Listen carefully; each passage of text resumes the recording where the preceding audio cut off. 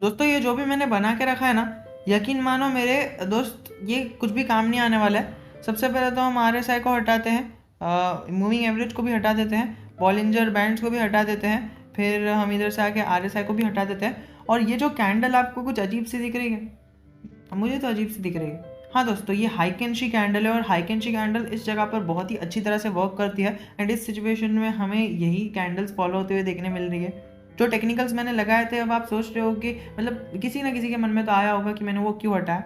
दोस्तों सबसे पहले तो कहना चाहूँगा कि वो मैंने हटाया बिकॉज ऐसे छोटे छोटे स्टॉक्स में 300 करोड़ का भी स्टॉक नहीं है, तो ये सारे टेक्निकल ज़रा भी काम नहीं करते हैं। दोस्तों एजीएम में क्या हुआ वो सारी चीज़ें तो आपने जान ही ली होगी। मैंने पर्पसफुल वीडियो नहीं बनाया बिकॉज देखिए जो उसके अंदर यहाँ पर कॉन्फ्रेंस कॉल हुआ था, उसके अंदर आपको लिंक आई थी। मैंने तो पर्सनली अटेंड किया था और मैंने परसों ही वीडियो बना दिया था, जब किसी ने वीडियो नहीं बनाया था, जब कुछ आउटकम आया नहीं था, मैंने वीडियो बना दिया था। बिकॉज देखिए जो कॉन्फ्रेंस कॉल में होगा उसका आउटकम भी वही आएगा ना। ई वोटिंग का आउटकम से हमें तो कुछ फ़र्क नहीं पड़ता है, वो बहुत ही बड़े बड़े इन्वेस्टर्स रहते हैं, वो भी कोई इतना ज़्यादा फर्क नहीं पड़ता है स्टॉक मार्केट में। मैं आपको सीधा कहना चाहूँगा ई वोटिंग से कुछ भी फर्क नहीं पड़ता है। जो डिसीजन मैनेजमेंट को लेने का रहता है वो हो ही जाता है। एंड शेयर होल्डर्स की सहमति ना सहमति से वो खाली बुक्स में रहता है कि हाँ शेयर होल्डर्स ये सब कर सकते हैं। बट इन जनरल जो ई वोटिंग रहती है, बहुत ही रेयर केस, और फिर मुझे तो नहीं लगता कि ऐसा कोई केस है अकॉर्डिंग टू मी कि जिसके अंदर शेयर होल्डर्स की वोटिंग की वजह से कुछ पेंडिंग रह गया हो। जो प्रमोटर्स डिसाइड करते हैं वो एक्चुअली हो ही जाता है। अगर आप चार्ट पैटर्न पर भी नजर डाल दो, 3 रुपये 20 पैसे यहाँ पर सपोर्ट जोन तो नहीं कह सकता, लेकिन एक ही रेंज पे ट्रेड कर रहा है 3 रुपये 20 पैसे। एंड मैं आपको फिर से वो भाषण नहीं दूंगा कि 3 रुपये 20 पैसे पर ये कर लेना फिर वो कर लेना, एंड देन स्टॉक ऊपर जाएगा फिर उधर से बाय कर लेना सेल कर देना। दोस्तों आपको पता है ये सारी चीज़ें ना मतलब फालतू रहती है पेनी स्टॉक्स में, और स्पेशली अगर आप फिनग्रो की ऑडियंस है तो आपको पता ही होगा कि ये सारी चीज़ें फालतू रहती है। दोस्तों मेरे खुद के एक सब्सक्राइबर आप ही में से किसी एक को 12% का लॉस हो रहा है, उन्होंने मुझे पोर्टफोलियो भेजा। एंड जैसा कि मैंने हर एक वीडियो में कहा था कि उनका पोर्टफोलियो की वैल्यू 65,000 है, एंड उन्होंने 10% से भी कम इन्वेस्ट किया है, उन्होंने 5% इन्वेस्ट किया है, 5% से भी कम कह सकते हो, 3000 के आसपास इन्वेस्ट किया है, उसमें से 12% लॉस हो रहा है, तो उनमें कुछ फ़ायदा नहीं होगा। मतलब इतना कुछ बड़ी चीज़ नहीं है। अब मैं एजीएम की 2-3 बातें आपके सामने पेश करूँगा। उन्होंने अपना जो शेयर होल्डिंग पैटर्न है वो बताया, ई वोटिंग बताया, एंड फिर बाद में 2-3 चीज़ें बताई, एंड उन्होंने बताया कि किस प्रकार से उनका एग्रीकल्चर बिजनेस ग्रो हो रहा है। दोस्तों ये सारी चीज़ें तो ठीक है, लेकिन हमें प्रॉफिट कभी देखने मिलेंगे?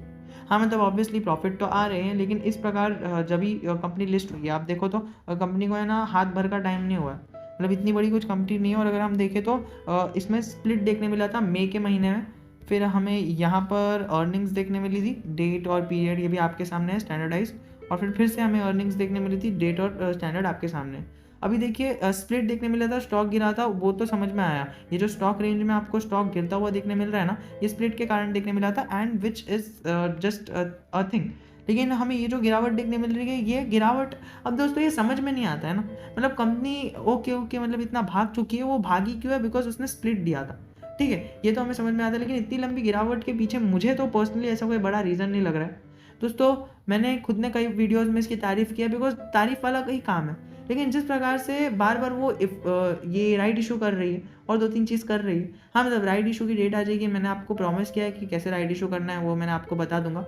लेकिन दोस्तों जिस तरह से मुझे इसके कामकाज लग रहे हैं, दोस्तों देखिए सबसे पहले तो है ना हमें शक भी आता है, और वो शक है ना मतलब एक प्रॉफिट में भी बदल जाता है। देखिए शक कैसे आता है कि कंपनी बार बार फंड रेज कर रही है, हाँ मतलब हमें दिखा तो रही है कि हमने इधर वो कर लिया ये कर लिया, लेकिन वो एक्चुअल पेपर पे है, हमने जाके चेक नहीं किया कि वो एक्चुअली है कि नहीं।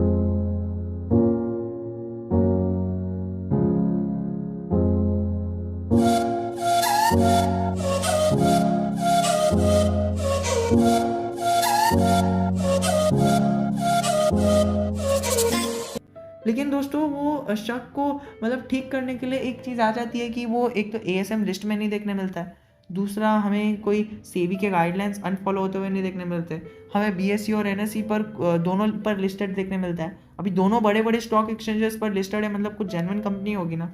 लेकिन दोस्तों एक सावधान रहना है, और मैं ये स्टॉक गिर रहा है इसीलिए नहीं कह रहा कि सावधान रहना है। दोस्तों मतलब स्टार्टिंग से तो मैं नहीं कह रहा हूँ, लेकिन जितना मैंने स्टार्टिंग से कहा है, इस अपवर्ड मूवमेंट में भी मैंने कहा था ज़्यादा पैसा मत लगाना, एंड जो फिनग्रो के व्यूअर्स हैं उन्होंने तो ज़्यादा पैसा लगाया नहीं था, मतलब वो डूब जाए तो भी कुछ उन्हें फ़र्क नहीं पड़ता है, एंड उन्होंने पैसा लगाया था only for the educational purpose. और अगर आप फिनग्रो की ऑडियंस में से पहली बार ऐड हो रहे हो या फिर आपने पहली बार वीडियो देखी है, तो आपको पता लग ही गया होगा कि अगर आपने ज़्यादा पैसे लगाए हैं मतलब अगर वो मतलब इतने ज़्यादा है कि अगर वो डूब रहे हैं तो वो बहुत गंदा लग रहा है एंड वो ज़्यादा वो हो रहा है। तो दोस्तों घबराने की कोई बात नहीं है। जिस तरह से स्टॉक ने प्रोग्रेस करके दिखाया है, अगर वो दिखाता है हमें बैलेंस शीट पे अच्छा, बैलेंस शीट अच्छी दिखाती है Q2 के रिजल्ट में, तो हमें कुछ डरने वाली बात ही नहीं है। बिकॉज देखिए बैलेंस शीट कोई गलत नहीं दिखा सकता है। हाँ मतलब चलिए इस चीज़ पर हो सकता है, मतलब हज़ारों कंपनीज लिस्टेड है तो सेबी किस किस का जाके ऑथेंटिकेशन करेगा ना।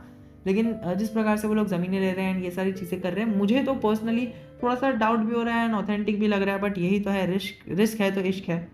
और ये लाइन को हम इतना सीरियसली ले लेते हैं कि चलिए ये लाइन कहीं कहीं मतलब सही भी पड़ती है, लेकिन इतना सीरियसली नहीं लेना चाहिए कि हमारे को इसमें लाखों या फिर इवन हज़ारों भी अगर कोई एक स्टूडेंट है और उसकी जो पॉकेट मनी है या फिर उसके पेरेंट्स का उसने 10,000 रुपये लगा दिए, तो उसने खुद को तो वो कर ही लिया, लेकिन ऊपर से अपने पेरेंट्स को भी 10,000 की कमाई किसी बंदे की बहुत ज़्यादा हो जाती है, लेकिन किसी के लिए बहुत ही कम हो जाती है ना दोस्तों। तो उसके हिसाब से आपको अपना ट्रेड लेना है। अगर आप एक स्टूडेंट हो, अगर आप एक बिगिनर हो, तो आपको लोन लेके ज़रा भी कुछ नहीं करनी है दोस्तों। मेरा वीडियो के माध्यम से यही मोटिव रहता है कि मैं आपको कुछ सिखा सकूँ। अब देखिए इसमें विकास लाइफ केयर के बारे में कई सारी बुरी बातें एंड कई सारे लोगों को इसके अंदर नापसंद भी आएगी एंड कई सारे लोगों को पसंद आएगी। आई डोंट केयर, आप मेरी कोई भी वीडियोस उठा के देखो। आप मैंने वोडाफोन आइडिया पे कितने सारे वीडियोस बनाए, हर एक वीडियो में डिसलाइक ज़्यादा है, लाइक्स कम है, लेकिन जो लोग लाइक करते हैं ना वो लोग कमेंट करके बोलते हैं कि यस सर आपने सही बोला। एंड जो लोग बिगनर्स है वो लोग तो खाली हेट देंगे, बिकॉज वो लोग मार्केट में अभी तक उन्होंने कदम भी नहीं रखा है ना। और वो जब भी ये बुल रन खत्म होगा तभी उन्हें पता चलेगा। खैर उस टॉपिक पर ना जाते हुए, ये जो गिरावट हो रही है ना, ये गिरावट पॉजिटिविटी में तभी बदल सकती है जब हमें इसके अंदर एजीएम मतलब एजीएम तो हो गया और अभी इसके अंदर Q2 का रिजल्ट देखने मिल रहा है। हाँ मैंने ये कहा है, ऑब्वियसली कहा है, जब भी कुछ आगे वाला इवेंट आने रहता है हर एक बंदा और इंक्लूडिंग मी, हर एक बंदा यही सोचता है और आप भी यही सोचते होंगे कि चलिए ये हो गया तो फिर आगे वाला देखेंगे। मतलब आगे जो इवेंट आ रहा है, फॉर एग्जांपल एजीएम आने वाला था तो फिर एजीएम एक ट्रिगर पॉइंट हो सकता है। फिर अभी Q2 का रिजल्ट आने वाला है तो Q2 एक ट्रिगर पॉइंट हो सकता है इसको स्टॉक को ऊपर जाने के लिए। फिर अगर Q3 का रिजल्ट आएगा तो हम ये भी कहेंगे कि Q3 एक ट्रिगर पॉइंट हो सकता है ऊपर जाने के लिए। वी डोंट नो एंड ज़्यादा इसके अंदर हमें पैसे लगाने की ज़रूरत नहीं है। एंड कई सारे लोगों ने ना, फिनग्रो की ऑडियंस ही है, उन्होंने पैसे लगा के भूल भी गए। स्टॉक बढ़ा तो अच्छा खासा प्रॉफिट हो जाएगा और स्टॉक गिर गया तो भी उन्हें कुछ फ़र्क नहीं पड़ेगा एज सच। मैं पोर्टफोलियो रिव्यू भी करता हूँ और पोर्टफोलियो रिव्यू में भी मैंने हज़ारों बार ये चीज़ कही है और डिटेल में पोर्टफोलियो रिव्यू करता हूँ फ्री में। एक घंटे का सेमिनार लेता हूँ पोर्टफोलियो रिव्यू का और इंपॉर्टेंट बात भी बताता हूँ। और अगर आप ये वीडियो एकदम गौर से देख रहे हो, अभी तक टिके हुए हो, मतलब आपने कुछ सीखा है। और आपने क्या सीखा है मुझे कमेंट सेक्शन में ज़रूर बताना और मुझे ये जानना है कि आपके पास कितनी होल्डिंग है। मतलब मैंने तो खाली बस इसे उठा लिया एंड बिना प्रिपरेशन के मैंने बोलना चालू कर दिया। प्रिपरेशन करता तो फिर वो सारी चीज़ें बताता कि कौन से PDF में क्या बताया है एंड जो लिखा बड़ी वाली बात है। मुझे पता है आपने यूट्यूब पे वीडियोस देख लिए होंगे या फिर किसी बड़े एनालिस्ट की सुन ली होगी या फिर आपने खुद ने ही एनालिसिस कर लिया होगा। बट मुझे ये नहीं चाहिए कि जो एनालिसिस आप कर सकते हो उसमें मेहनत वेस्ट करके क्या है ना, आप भी एक ही चीज़ सुन सुन के बोर हो जाओगे। लेकिन मुझे अपना व्यू रखना है, अपने एक्सपीरियंस के थ्रू आपको सिखाना है कि आगे क्या होने वाला है। अब दोस्तों मुझे पता है कि मैंने आपको कल ही कहा था कमेंट सेक्शन में कि मैं बताऊंगा, इसमें बताऊंगा एजीएम में क्या हुआ। दोस्तों मैंने एक शॉर्ट में आपको जितनी भी बातें की है उसमें एजीएम के बारे में बात कर ही दी है। बट एज सच मुझे लगता है कि आप एजीएम के बारे में नहीं जानोगे तो भी आपकी लाइफ में कुछ फ़र्क तो नहीं पड़ने वाला है। हाँ मतलब इन जनरल चीज़ें कही गई है और जो भी सारी चीज़ें कही गई है मतलब ठीक ठाक ही कही है, कुछ ख़राब चीज़ें नहीं कही गई। बट जितना एक्सपेक्टेड था। चलिए देखते हैं आज के दिन क्या होता है और कल के दिन भी मार्केट में क्या होता है, अब ये पूरा हफ्ता क्या होता है मार्केट में। हाँ मतलब ऊपर चले गया तो बहुत अच्छी बात है, लेकिन मुझे जो समझ में आया, मुझे जो आपको सिखाना था वो तो मैंने आपको सिखा दिया। एंड अभी अगली बार से कि कोई भी स्टॉक के अंदर रैली हो रही होगी वो उस स्टॉक को आप खरीदोगे नहीं। ये हाई एंड ची पैटर्न बनाने का एक ही मोटिव था कि अगर आप देखो तो पिछली बार जब भी स्टॉक स्प्लिट आया था तभी इसके अंदर हमें इस तरह की मूवमेंट देखने मिली थी एंड नेगेटिव मूवमेंट देखने मिली थी सारी रेड कैंडल में। बट अकॉर्डिंग टू योर देखिए इसके अंदर है ना 2 दिन में हमने इस चार्ट को ज़रूर नोटिस किया है। अगर आप देखो तो 3 दिन में अपवर्ड मूवमेंट आया, फिर गिरावट आई, फिर 2 दिन अपवर्ड मूवमेंट आया, फिर गिरावट आई, फिर 1 दिन अपवर्ड मूवमेंट आया, फिर गिरावट आई, अभी फिर से इधर 2 दिन आया गिरावट आई, 1 दिन आया गिरावट आई, अभी फिर से ये 2 दिन आया गिरावट आई। देखिए ये एक पैटर्न फॉलो होता हुआ देखने मिल रहा है। ये पैटर्न को हाई एंड शी पैटर्न में मैंने एनालाइज किया तभी मुझे पता चला। हाँ मैंने पहले एनालाइज नहीं किया था एंड देन वो मैं सच बोल रहा हूँ, अभी मुझे कुछ हाइड करने की ज़रूरत नहीं है। आपके सामने ये हाई एंड शी पैटर्न बहुत ही अच्छे से हमें बता देता है। देखिए 3 दिन अपवर्ड मूवमेंट आई, फिर एक लंबी गिरावट आई। हाँ मतलब ये मतलब आपको बताएगा नहीं कि कितने दिन गिरावट है, कितने दिन वो आया, ये आपको वॉल्यूम बेस्ड काम बताता है हाई एंड शी पैटर्न। तो हाई एंड शी पैटर्न ने क्या बताया, 3 दिन इसके अंदर लोगों ने बाइंग की है। ये ग्रीन कैंडल मतलब बाइंग किया, मतलब अपवर्ड मूवमेंट आई है नहीं, बाइंग की है। 3 दिन बाइंग किया, फिर गिरावट आने के बाद 2 दिन बाइंग की, ठीक है, अच्छी वॉल्यूम बनी, फिर वापस गिरावट आई, फिर 1 दिन ही बाइंग की। मतलब आप समझ सकते हो, पहले 3 दिन, फिर उसके बाद 2 दिन, 3 दिन, फिर गिरावट आई, फिर 2 दिन, फिर 2 दिन, फिर गिरावट आई, फिर 1 दिन, फिर वो पूरा 1 दिन खत्म हो गया। अब 1 दिन के बाद देखिए आप यहाँ पर फिर से 2 दिन आया, 2 दिन के बाद मतलब 2 के बाद 1 आता है ना, तो देखिए एक ही दिन यहाँ पर ग्रीन कैंडल बनती हुई दिख रही है। फिर ये 1 भी खत्म हो गया तो 0 तो दिखा नहीं सकते, फिर से यहाँ पर 2 दिन आ गया। अब देखिए इसके साथ हमें संभल के रहना है। हाँ, मतलब इसका मतलब क्या है, अभी ये सारी चीज़ें तो मैं बता देता हूँ, लेकिन मैं कई बार मतलब बताना भूल जाता हूँ। मैं आपको मतलब बता देता हूँ ताकि आपको आगे जाके हेल्प हो। अब देखिए हाई कैंची पैटर्न है ना, आपको मेनली फोकस करता है वॉल्यूम पर, और इन जनरल बाकी सारी चीज़ों पर प्राइस के साथ साथ, मतलब उसके बहुत सारे यूजेस है, तो वो एक ही यूजेस में इतने सारे चीज़ें आपके इसी वीडियो में कवर नहीं करना चाहूँगा। ऑलरेडी मैंने कई सारी चीज़ें बता दी है, एंड मुझे भी नहीं पता अभी तक वीडियो में मैंने क्या बताया है, बट मैंने बहुत सारी चीज़ें बताई है। मैंने अपने एक्सपीरियंस से बताया क्या स्टॉक में करना चाहिए।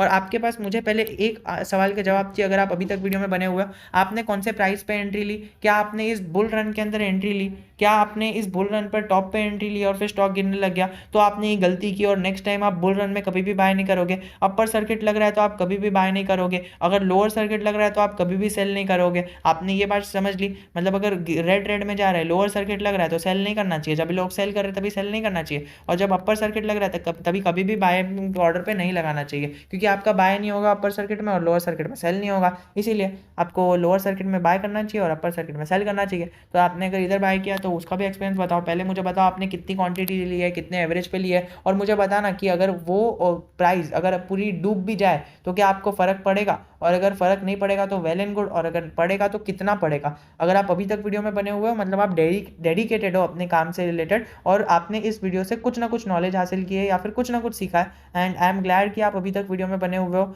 आपका आदर प्रिय प्रणाम। और if you have any doubt relating this stock और any other stock, I am always just a comment away from you.